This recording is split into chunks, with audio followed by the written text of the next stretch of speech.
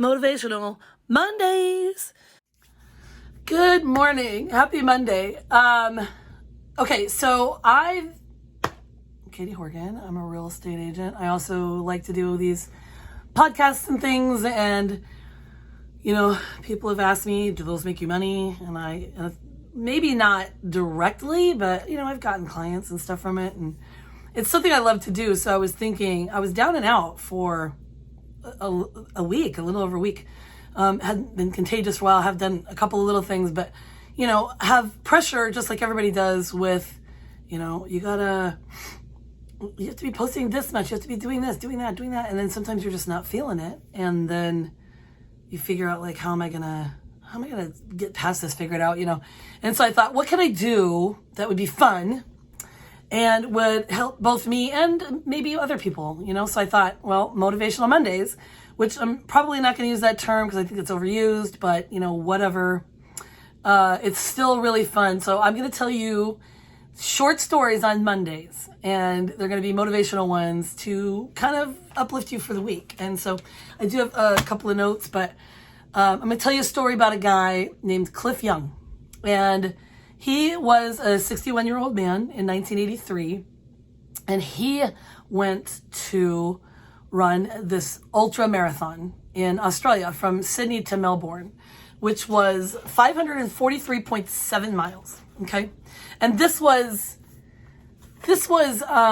supposed to be just elite athletes. They were all, maybe 30 years old or younger, and they were sponsored by big companies. So think, just do it. Okay. And so this is probably what Cliff was thinking. Sorry. It's the cold. So he shows up to the beginning of this race, and he's in overalls and work boots, and everybody thinks he's a spectator, and he goes to the front of the line, and everybody is like, what are you doing? He's taking a number, and they're talking to him, and they're just saying, what are you, crazy? What do you think you can run this race? And he'd never been a runner, by the way. So he said, I've been a farmer my whole life. We had sheep. We didn't have horses, and we didn't have tractors, to help us. And so sometimes, for whatever reason, he would have to go and collect all the sheep. And sometimes it would take him days, but he would get it done. So he said, I believe that I can run this race. So, so he does.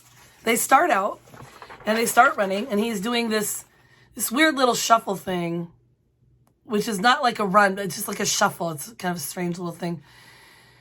And what he doesn't know, because he's not this type of a runner, is that most of the runner, they run 18 hours and they sleep 6. And so it takes 5 days normally. On the map right here, I think it says 7.9 days. I'll add it in later, but walking. So a few days shorter than walking, but 5 days of running.